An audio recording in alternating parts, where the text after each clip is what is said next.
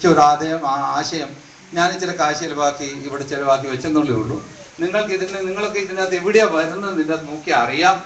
അതിനുവേണ്ടി ഞാൻ ഈ സദസ്സ് റോഷൻ ഇത് പറഞ്ഞപ്പോഴത്തേനും ശ്രദ്ധിക്കാനായിട്ട് ഓരോരുത്തരെ കുറിച്ചും അറിയാം.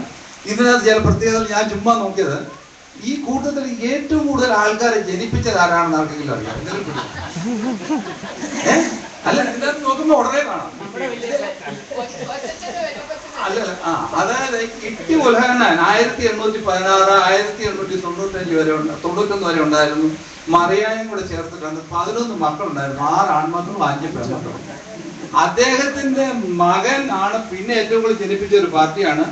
അദ്ദേഹമാണ് നമ്മുടെ ഉലഹന്നാൻ കുര്യൻ ചാച്ചി.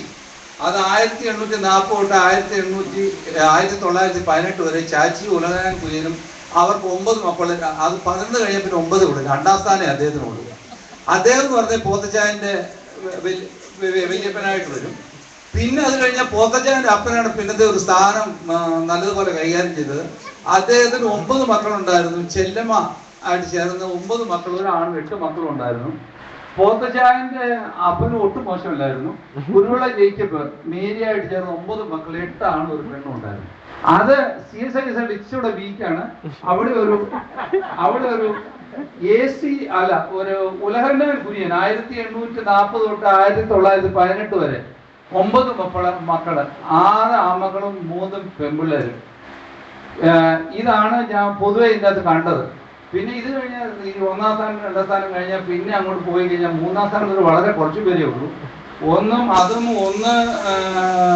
പിന്നെ PJ ജോൺ അക്കാമ ഇവിടെ ഉണ്ട്. അമ്മണികൃഷ്ണയുടെ ഒക്കെ അവിടെ ആ അപ്പച്ചൻ്റെ ആണ്. അവിടെ 8 മക്കള്, 2 ആണും 6 പെണ്ണും. പിന്നെ പറഞ്ഞ ഇട്ടി ചാച്ചി, അദ്ദേഹം 2 കല്യാണം കഴിച്ചു. 2 ചാച്ചിയിൽ നിന്ന് അദ്ദേഹത്തിന് 8 മക്കളുണ്ടായി. 2 ഭാര്യമാരിൽ നിന്നാണ് അദ്ദേഹം. അതാണ് 8. പിന്നെ 7 പോയാൽ കുറെ പേരുണ്ട്. ഞങ്ങളൊന്നും അത്ര മോശമല്ല. എൻ്റെ അമ്മച്ചി ഒട്ടും മോശം ഒരാൾ കൂടെ ഉണ്ട്. 7 പ്രസവിച്ചതാണ്. ഈ കൂട്ടത്തിൽ 7 പ്രസവിച്ചതിലുള്ള അമ്മച്ചി മാത്രമേ ഈ കൂട്ടത്തിലുള്ളൂ. അതിന് പ്രത്യേക സമ്മാനം അമ്മച്ചിക്ക് കൊടുക്കണം. പിന്നെ 7 പ്രസവിച്ച കുറച്ച് പേരുണ്ട്. കുന്നുമരത്തെ അമ്മച്ചി PJ സ്റ്റീഫന്റെ ഭാര്യ. അങ്ങനെ കുറച്ച് ആൾക്കാരുണ്ട്. ഇവരൊക്കെ പക്ഷെ മൺമറഞ്ഞു പോയി. ഇപ്പൊ ജീവിച്ചിരിക്കുന്നതിൽ ഏറ്റവും കൂടുതൽ പ്രസവിച്ച ആളാണ് ഈ ഇരിക്കുന്ന എൻ്റെ അമ്മ. നന്ദി, നമസ്കാരം.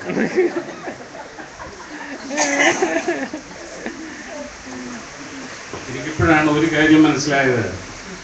ഈ നമ്മളുടെ തലമുറയില് അച്ചാച്ചൻ ഈ പിതാക്കന്മാരെ ഒന്ന് തോൽപ്പിക്കാൻ സാധിക്കുമോ എന്ന് ശ്രമിച്ച വ്യക്തികളിലെങ്കിലും ഒരാളുള്ളത് അച്ചാച്ചനാന്ന് എനിക്ക് തോന്നുന്നത്. പക്ഷെ എന്തുകൊണ്ടോ പരാജയപ്പെട്ടു. 4 മക്കളെ ജനിപ്പിച്ചു. അച്ചാച്ചനും അനുവും ചേർന്ന്, കൊച്ചമ്മയും ചേർന്ന് 4 മക്കളെ ജനിപ്പിച്ചു. അപ്പൊ തീരെ മോശമല്ല. പിതാക്കന്മാരുടേതായ പാരമ്പര്യം പിന്തുടരാനാവുന്നത് ശ്രമിക്കുകയെങ്കിലും ചെയ്തു. നമ്മളിൽ പലരും അതിന് ശ്രമിക്കുക പോലും ചെയ്തില്ല എന്നുള്ളതാണ് ഒരു ദുഃഖ സത്യം. എനിവേ, വേറെ ഉണ്ട് ആൾക്കാരല്ലേ? കുഞ്ഞുവച്ചാന് ശ്രമിച്ചായിരുന്നോ? കുഞ്ഞുവച്ചാനായിട്ട് പറഞ്ഞു ഇല്ല. എന്തോ 8 മക്കളുണ്ടായിരുന്നു.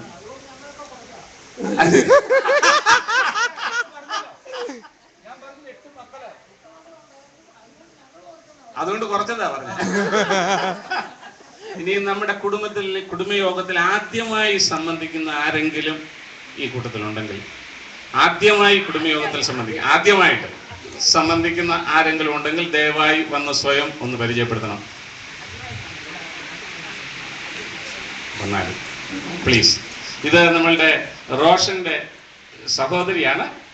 ശരിയല്ലേ ഞാൻ പറയുന്നത്? അതെ, റോഷന്റെ കുഞ്ഞുപിടിച്ചാൻ്റെ മകള്. ഇവിടെ വരെ വന്നാലും ദേവി ഇത് സ്വയവും കുടുംബത്തെയും പരിചയപ്പെടുത്തിയാലും കൈയടിച്ചാൽ കുഴപ്പമൊന്നുമില്ല. ഞാൻ റോഷന്റെ സിസ്റ്ററാണ് രേണു. എന്നെ കെട്ടിച്ചിരിക്കുന്നത് കോട്ടയത്ത് തുണ്ടത്തിൽ വീട്ടിലാണ്. CMS കോളേജ് റോഡിൽ സിറ്റി ബേക്കറി കൂടെ കോട്ടയംകാർക്കൊക്കെ അറിയാമായിരിക്കുമല്ലോ. അതിൻ്റെ ഓപ്പോസിറ്റുള്ള വഴിയാണ്. അവിടെ എൻ്റെ ഹസ്ബൻഡും വന്നിട്ടുണ്ട്. AB എന്നാണ് വിളിക്കുന്നത്. എൻ്റെ ഹസ്ബൻഡിന് ഒരു ആക്സിഡൻ്റ് ഒക്കെ ഉണ്ടായിട്ട് 15 വർഷമായിട്ട് ഒരു ആക്സിഡൻ്റ് ഒക്കെ നടക്കാനൊക്കെ ഇച്ചിരി ബുദ്ധിമുട്ടുള്ള ഒരാളാണ്. പിന്നെ ഞങ്ങൾക്ക് 2 പെൺപിള്ളേരുണ്ട്. മൂത്ത മോള് കവിത MBS ഫസ്റ്റ് ഇയർ പഠിക്കുന്നു. രണ്ടാമത്തെ ആള് കെറീന എൻജിനീയറിംഗ് ഒക്കെ കഴിഞ്ഞ് ഇപ്പം MBA കഴിഞ്ഞ് ജോലി ചെയ്യുന്നു ബാംഗ്ലൂര്. അങ്ങനെ ഞങ്ങളുടെ വീട്ടിൽ എൻ്റെ ഹസ്ബൻഡിൻ്റെ മമ്മിയുണ്ട്. ഞങ്ങൾ അവിടെ ജീവിക്കുന്നു. മാത്തുക്കുട്ടി ഞങ്ങളെ ഫോൺ വിളിച്ച് ഇങ്ങനെ വിവരമൊക്കെ പറഞ്ഞു. അപ്പം എൻ്റെ ഡാഡി ഇതുപോലെ കോഴിക്കോട്ട് നിർബന്ധം പറഞ്ഞ് എല്ലാവരും വന്ന് പങ്കെടുക്കണം എന്ന് പറഞ്ഞ് അങ്ങനെ വന്നതാണ്. എല്ലാവരെയൊക്കെ കാണാനൊക്കെ പറ്റിയതിൽ സന്തോഷം. ഒന്ന് പ്രോത്സാഹിപ്പിച്ച് പുതുതായിട്ട് വന്നവരെ പ്രത്യേകിച്ച് പ്രോത്സാഹിപ്പിച്ച് അവർ ഇനിയും വരണ്ടേ നമുക്ക് കുടുംബയോഗത്തിന്. ഇനിയും നമ്മളുടെ മൂല കുടുംബം, നമ്മളുടെ ആദ്യ വല്യപ്പൻ ഇട്ടൂപ്പ പണിക്കർ എത്തിയത് അമ്പുക്കയം കുടുംബത്തിൽ നിന്നാണ് എല്ലാവർക്കും അറിയാവുന്നതാണ് എൻ്റെ വിശ്വാസം.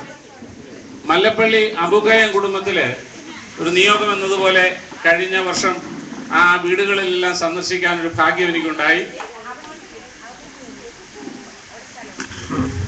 ആ കുടുംബത്തിലെ ഇപ്പോഴത്തെ കാരണവര് ഒരു ചാണ്ടി സാറാണ്. 92 വയസ്സുണ്ട്. അദ്ദേഹം അന്ന് ഞാൻ കാണുമ്പോൾ യാത്ര ചെയ്യാൻ ബുദ്ധിമുട്ടുണ്ട് എങ്കിലും കുടുംബയോഗം എന്ന് പറയുന്ന ആ ദിവസം ഞാൻ പ്രത്യേകം പുളിക്കപ്പറമ്പിൽ കുടുംബയോഗത്തിന് വേണ്ടി പ്രാർത്ഥിക്കും എന്ന് പറഞ്ഞിരുന്നു. മിനിഞ്ഞാന്ന് ഞാൻ സംസാരിച്ചപ്പോൾ എന്തൊക്കെ പറഞ്ഞു, എനിക്കൊരാവേശം തോന്നുന്നു കോട്ടയം വരെ ഒന്ന് യാത്ര ചെയ്യാൻ. എന്നാൽ ആകുമെങ്കിൽ ഞാൻ ഒരു 5 മിനിറ്റെങ്കിലും അവിടെ വരെ വരുമായിരിക്കും, ദൈവം അനുവദിച്ചാലെന്ന് പറഞ്ഞിട്ടുണ്ട്. ഞാനിത് പറയുന്നത് എന്താണെന്ന് വെച്ചാൽ 92 വയസ്സുള്ള അമ്പുക്കയം കുടുംബത്തിലെ ചാണ്ടി സാർ ഇവിടെ വരാനിടയാകുകയാണെങ്കിൽ ദയവായി അദ്ദേഹത്തെ